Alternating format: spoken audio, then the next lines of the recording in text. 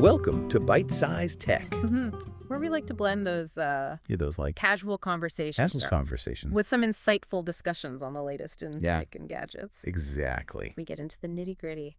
So we've been hearing from a lot of you lately, actually, about some like real head-scratching tech frustrations, especially those ones you run into like at home. Yeah, around the house. Yeah, around the house when it comes to like all this like streaming stuff and just home entertainment. Exactly. And we thought, what better way to help you all out there than to just take a deep dive into some of those common annoyances that we all kind of experience and see if we can offer some clear, actionable solutions. Practical advice. Yeah, practical advice. Think of it as your shortcut to a smoother tech life. I think we can do that. I think we can help with that. I think so, too. We got some great questions. Yeah, we looked at your questions, and it's interesting how some of these pain points are so universal. Yeah. Like everybody's dealing with this stuff. Yeah, we're all kind of going through the same things. Whether it's like, wrestling with those like weird error codes that you get on your TV. Yeah. Or just trying to get the best picture quality, or like the never-ending saga of the remote control. Yeah. Which we've all been through. Oh, yeah, for sure. So let's get into it. Let's do it. Hopefully we can demystify some of this stuff for you. Okay, so let's start off with a question here from Ken in Arizona. Okay. All right. So Ken's been battling the dreaded Netflix Air 100. Oh, yeah, we all know that one. On his older Sony TV. This thing's a trooper from 2016. Okay. Yeah. So this TV's been around for a little while. It got some miles on it. And Ken, you are definitely not alone in seeing this. Uh-huh. This is an issue that we see pop up on devices that are getting a little long in the tooth. Yeah, they're getting a little up there in age. I would say anything around like 7 years old or more. Yeah. And that includes not just the TVs themselves. Right. But also like those first generation screaming sticks and boxes. Oh, yeah, for sure. Especially those. Those things were... Yeah, because, back then, like, streaming was still kind of new. It was. It was in its, like, toddler stage, I guess you could say. Yeah, the Wild West of streaming. Yeah, and like a lot of the things we take for granted now, like those underlying security protocols and, all the different ways that devices communicate and establish connections with servers and stuff like that. It just wasn't as sophisticated then as it is now. So it's kind of like, two people trying to have a conversation, but they're both using slightly different versions of the same language. Right. Sometimes the message gets garbled. Right. And so what Ken's experiencing is often that his older device just isn't able to refresh that digital handshake with Netflix properly anymore. Yeah, it can't keep up. It can't keep up. And so compare that to like what happens on a modern smart TV with like, Android TV or Roku TV or Amazon Fire TV. Right. Like these newer systems are a lot smarter about detecting those little connection hiccups. Exactly. Well, and instead of like throwing up this like confusing error code, they will just quietly like restart the app and clear out any of those like temporary files, like the cache that we sometimes talk about, and just kind of like trying to reconnect in the background. Yeah, it just does it all seamlessly for you. And you might just see like the Netflix logo flash, and then boom, you're good to go. And you're back and you don't even think about it twice. Exactly. And a fun little visual clue that I've noticed over the years is that older devices often showed like the full word Netflix during startup. Yeah. And the newer ones, they just display that like iconic... that big red N. The red N on the red background. And I always thought that was interesting that they went to that like simplified kind of branding. The minimalist. And I feel like that's also kind of indicative of like those newer background processes that are at work that are a lot more sophisticated. And it's like under the hood, it's doing all this stuff that you don't even see. Exactly. But it just works better. So the big question is, why can't Ken's older TV just do that self-healing thing? Right. Why is it stuck in the past? Why is it stuck in the past? Still throwing up those error codes. So the likely reason isn't a problem with Netflix or even Sony. Right. It often just boils down to the TV's operating system. Yeah. It's kind of like trying to run the very latest software on a really old smartphone. Right. Eventually that core processing power that we call like the systems on a chip and the SOCUS in these older streaming devices just hits their limit in terms of like the big software updates they can handle. It's like they can't keep up. They can't keep up. Yeah. They just get stuck on these older versions, which can't always keep up with like the demands of these latest streaming apps. It's true. Like, you know. And that's just the nature of tech. Tech marches on. Yeah. It just keeps moving forward. You know, so it's kind of like, you know. Unfortunately. This is kind of how it is with these things. Right. And so this leads us to a recommendation which might not be what everyone wants to hear. It might be a little bit of a tough pill to swallow, but what is the recommendation? I think the most reliable solution in this case is to essentially upgrade the brains of your TV. Okay. By getting a dedicated streaming box or stick. Okay, so you're saying like get a separate device. Yeah, basically plug it into that HDMI port. Okay. And suddenly that perfectly good TV picture you have is now being powered by like a brand new up-to-date streaming platform. And I like that analogy of like, upgrading the brains of your TV, because essentially... So it's a brain transplant? That's exactly what you're doing. You're taking that older brain out and you're putting in a new fresh one. Right, and giving it new life. Exactly. So now if Ken had asked this question like maybe a year or two ago, right, a very popular suggestion would have been the Chromecast with Google TV dongle, right, which was a fantastic little device. Yeah, great value. Yeah, it was great value, and it gave you that nice modern streaming experience. Yeah, it was really good. But unfortunately, it's been discontinued. Yeah, they don't make it anymore. Yeah. But don't worry, Ken. There are other options. There are other options. The current go-to, I would say, in the Google ecosystem would be the Google TV Streamer 4K. Uh-huh.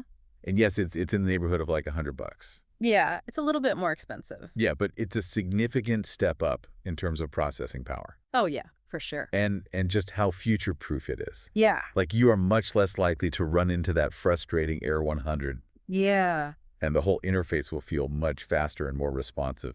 Absolutely. It's a night and day difference. And plus you get all those latest bells and whistles like HDR or high dynamic range. Yeah.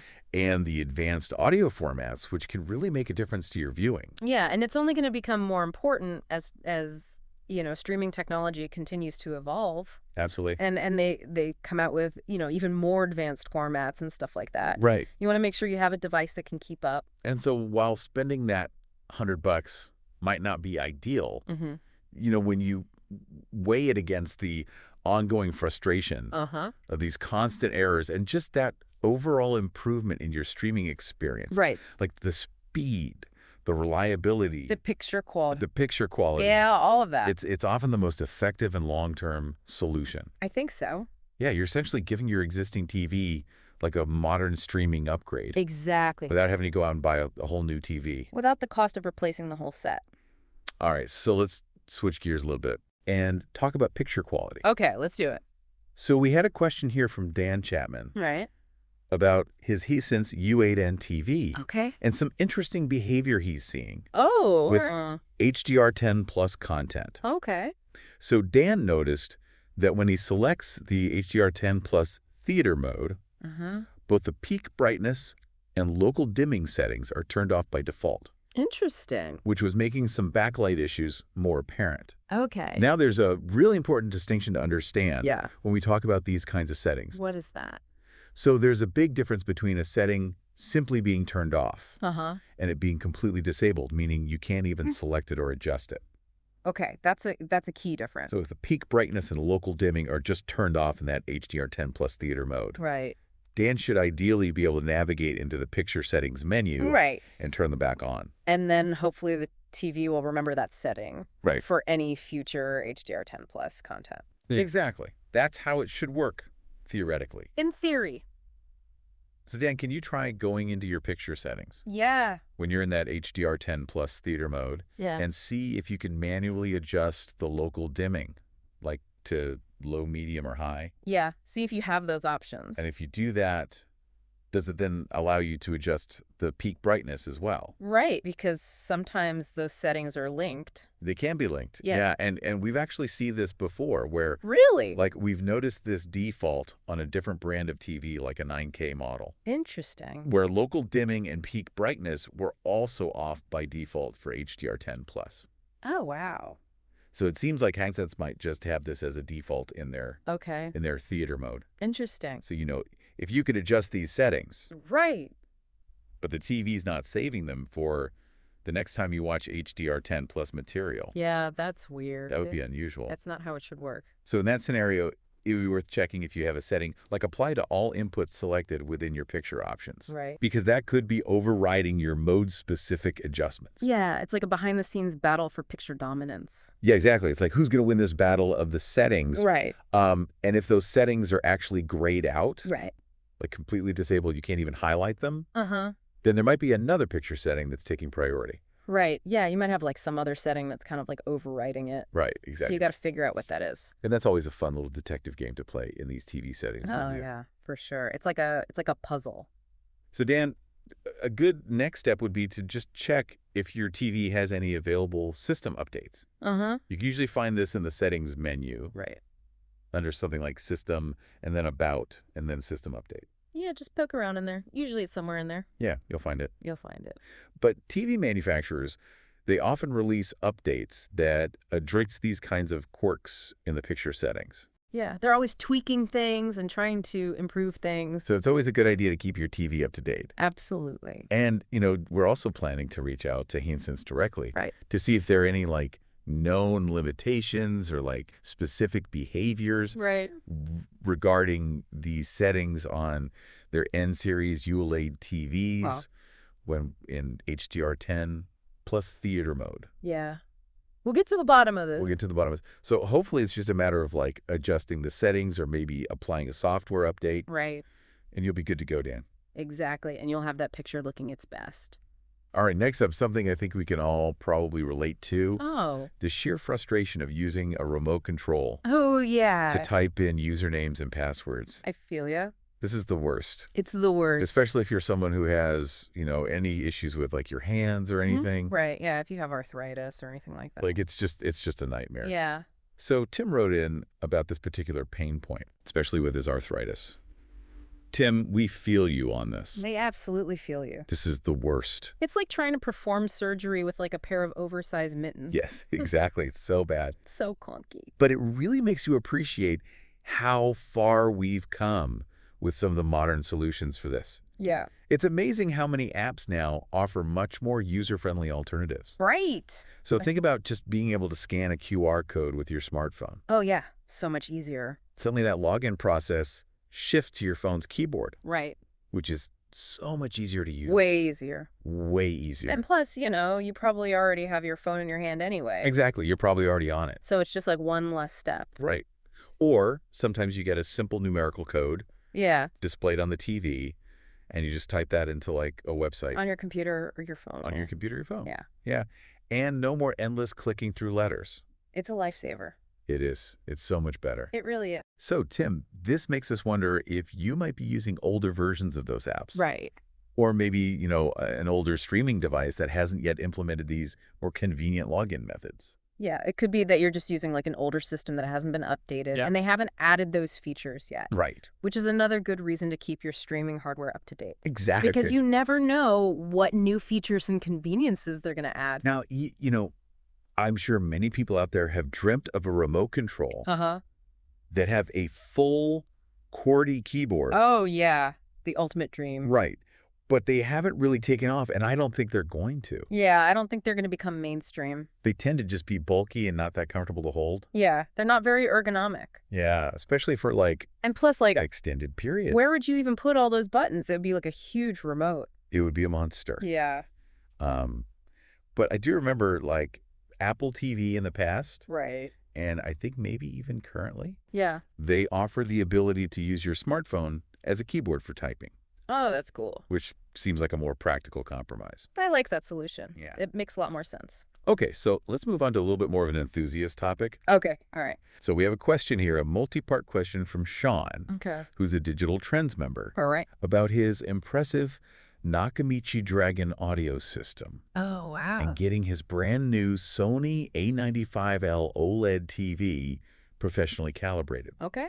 So Sean's looking for advice on finding qualified and trustworthy technicians. Right, yeah, that's important. So the Nakamichi Dragon, that's a legendary piece of audio history right there. That's a serious piece of equipment. Very nice. So while not every audio calibration expert will be intimately familiar with its specific nuances, yeah, Anyone with a solid understanding of setting up modern AV receivers should be well equipped to handle like the fundamental aspects like speaker distances and levels and crossover frequencies. Right. Those are like the basic building blocks of audio calibration. And John, you might even be able to tackle some of the basic setup yourself with just a simple tape measure and a decibel meter app on your smartphone. Yeah, you can download those for free. Yeah, and they work pretty well. They're surprisingly accurate. Yeah. So it's more accessible than you might think. Exactly. You don't necessarily have to hire a professional to do all of it.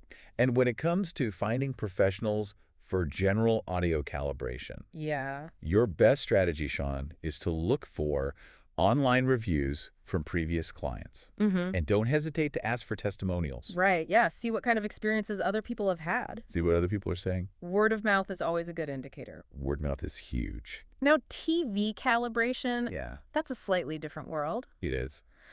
It's true that finding like really reputable TV calibrators, it can be a bit of a challenge. It's hard to find. They're kind of like hitting gems. Right. They tend to be very specialized. Right. And they're often not the most aggressive when it comes to marketing. Yeah, they're not out there. They're not out there, blasting on social media. Yeah, they're not like, putting out ads and stuff like that. They kind of rely on word of mouth and referrals. Yeah, they let their work speak for itself. So a good starting point would be to look for calibrators who are certified by the Imaging Science Foundation. Okay. Or ISF. Okay. They usually have a directory on their website where you can search for certified professionals in your area.